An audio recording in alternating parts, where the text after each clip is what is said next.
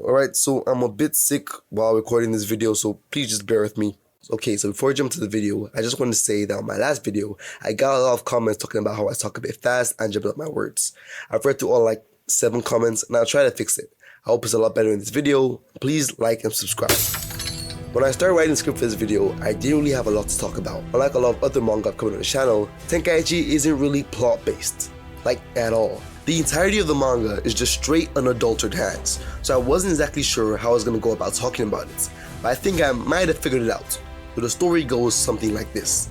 The year is 1568, the year the great Oda Nobunaga united Japan during the Warring States period and led them to a time of relative peace. He ruled Japan up until the year 1582, where he was assassinated by one of his closest vassals.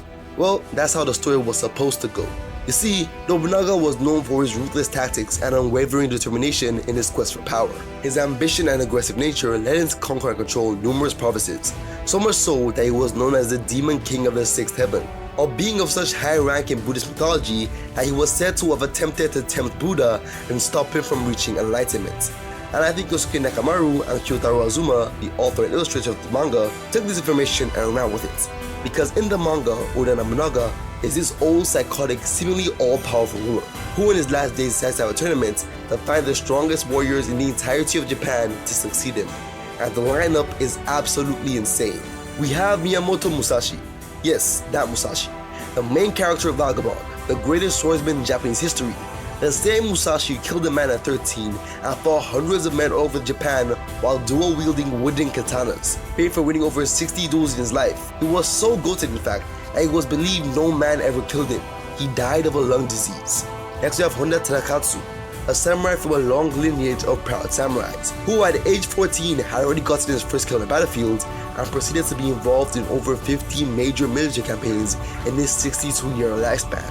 Surviving over 50 campaigns is impressive enough, but what he's really famous for is the fact that in all those campaigns, it is believed that Honda never received a single injury in battle, earning him the title of Honda the Diamond.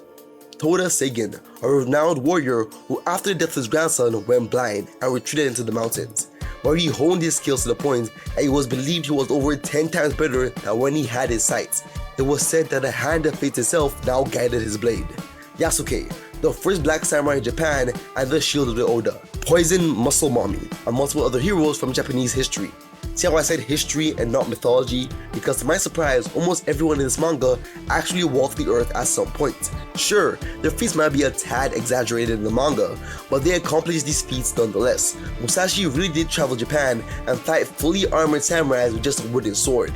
Honda really did survive 50 plus campaigns without a single major injury, and Toda really did come down from the mountains after going blind and kill a man in combat. Every single combatant in Tenkaichi has a place in real-world Japanese history, and having to go back and learn about them just made the manga a lot more interesting.